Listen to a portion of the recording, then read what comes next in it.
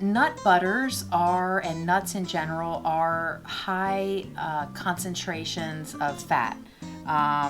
That's just the nature of nuts, right? They are small, concentrated bits of fat. And so we expect to see this high fat here. So let's look at that label. Okay, so we're going to look at the serving size first. It's 2 tablespoons. Okay, that seems reasonable. And then we look at the total fat. It's 21% daily value of total fat. That's about what I would expect, because this is just a naturally high-fat food product. It's a plant food, it's a natural food, but we're going to look closer at the label and see there's some other things added.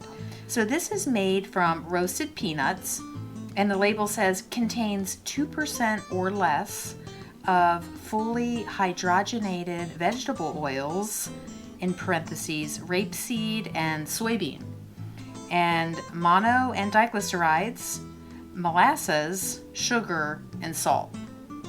So right there are a lot of things. One, I do encourage you just to find a peanut butter or nut butter that is just the nut, just peanuts, just almonds.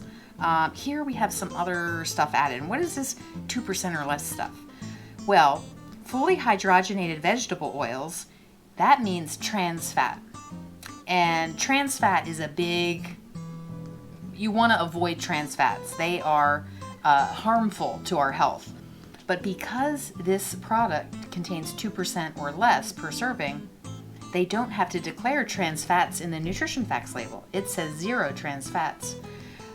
You cannot make trans fats in your kitchen. You have to be in a laboratory to make those. So this is a food, an ingredient to avoid because it has a negative effect on your blood lipid levels.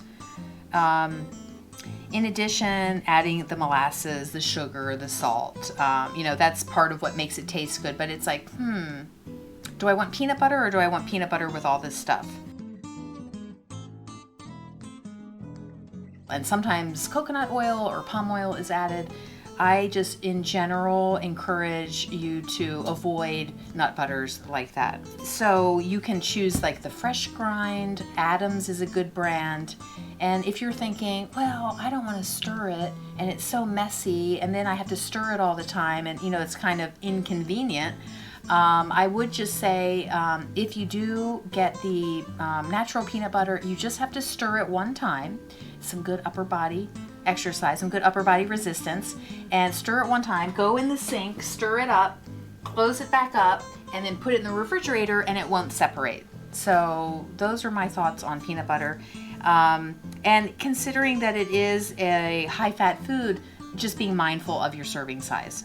Are you using about 2 tablespoons every time you have it, or using a lot more?